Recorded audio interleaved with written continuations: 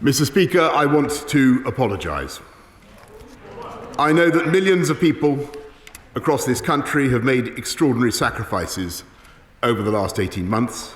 Boris Johnson offered a curious cocktail of apology and explanation over a party he attended in his own garden in May 2020 at the peak of lockdown, when he was advising people in the nation to meet no more than one person outdoors.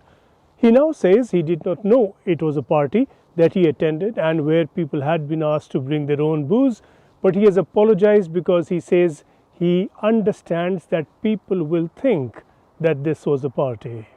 And I know the rage they feel with me and with the government I lead when they think that in Downing Street itself the rules are not being properly followed by the people who make the rules.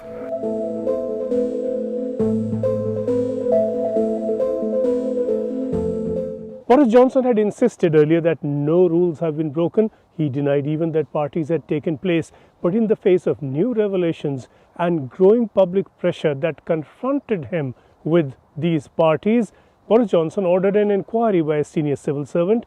That inquiry was called off because it turned out that that civil servant himself had hosted parties through the lockdown. Now another civil servant, Sue Gray, is conducting an inquiry, and that report should be out very soon, but she has not had the authority to inquire into the Prime Minister's conduct or even whether lockdown rules were broken. It's only an inquiry to determine the nature of such gatherings, their legitimacy, and if there have been individual violations.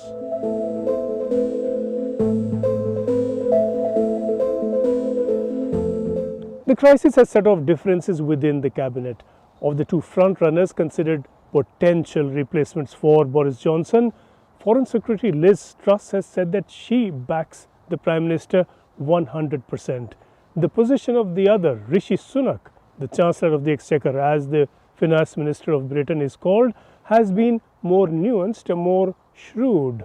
He has said that the Prime Minister was right to apologise. He has said that people should be patient now ahead of the findings by Sue Gray, expected very soon.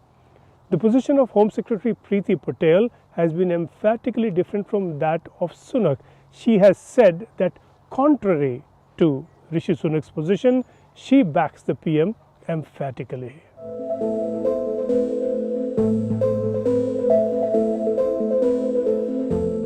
The Prime Minister does appear to have support of most of the cabinet for now.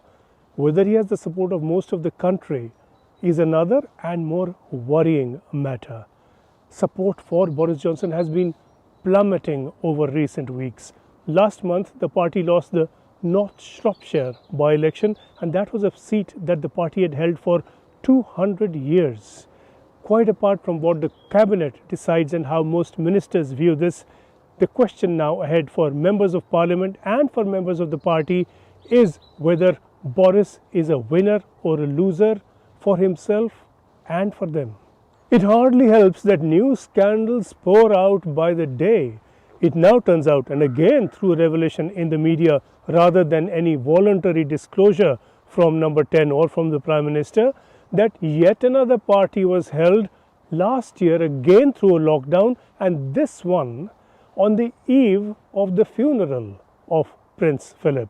Number 10 has apologized to the palace over this, but clearly this business of partying and apologizing cannot go on much longer.